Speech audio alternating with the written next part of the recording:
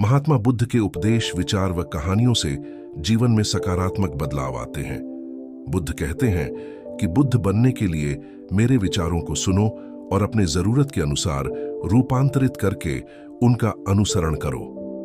महात्मा गौतम बुद्ध को बौद्ध धर्म का संस्थापक कहा जाता है। उन्होंने वर्षों बोध गया कि बोधि वृक्ष के नीचे बैठकर तपस्या की और इसके बाद उन्हें दिव्य ज्ञान की प्राप्ति हुई। बुद्ध ने अपने विचारों और उपदेशों से पूरे संसार को शांति और अहिंसा का मार्ग दिखाया। इसलिए कहा जाता है कि बुद्ध के विचार आपका जीवन बदल सकते हैं। बुद्ध की आज की अमृतवाणी में आपको बताएंगे गौतम बुद्ध से जुड़ी एक ऐसी कहानी के बारे में जिससे आपके जीवन में खुशियां ही खुशियां रहेंगी, क्योंकि बुद्ध का मानना है कि यह पूरी तरह से आप पर ही निर्भर करता है कि आप खुशी या गम क्या लेना पसंद करते हैं। एक बार बुद्ध एक गांव से गुजर रहे थे, लेकिन उस गांव में लोगों के बीच गौतम बुद्ध को लेकर गलत धारणा थी, जिस कारण वो बुद्ध को अपना दुश्मन मानते थे। जब उस गांव में बुद्ध आए तो गांव वाले उन्हें बहुत भला बुरा कहने लगे और बदुआएं देने लगे, लेकिन इसके बावजूद भी बुद्ध गांव वालों की बात शांति से और मुस्कुराकर चुपचाप सुनते रहे।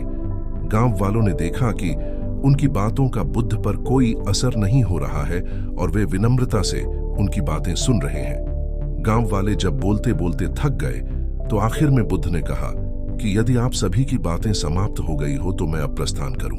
बुद्ध की बात सुनकर गांव वाले हैरान रह गए, लेकिन उस भीड़ में एक व्यक्ति ने बुद्ध से कहा कि हमने तुम्हारी कोई प्रसन्नता नहीं की है, हम तुम्हें बधुआएं दे रहे हैं, क्या तुम्हें इससे कोई फर्क नहीं पड़ता?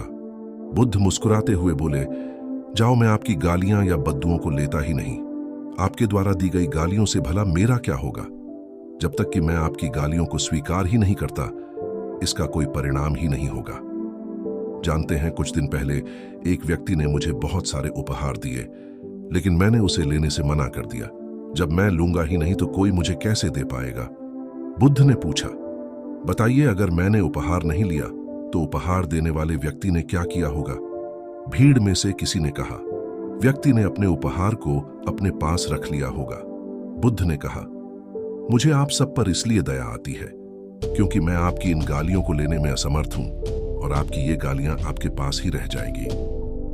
भगवान गौतम बुद्ध के जीवन से जुड़ी इस कहानी से यह सीख मिलती है कि हम अक्सर अपने दुखों का कारण दूसरों को समझते हैं, लेकिन असल में यह हम पर ही निर्भर करता है कि हम वास्तव में क्या लेना चाहते हैं, खुशी या गम, उदासी या मुस्कान। यकीन मानिए, ये छोटी सी कहानी जीवन में एक बड़ा बदलाव ला सकती है।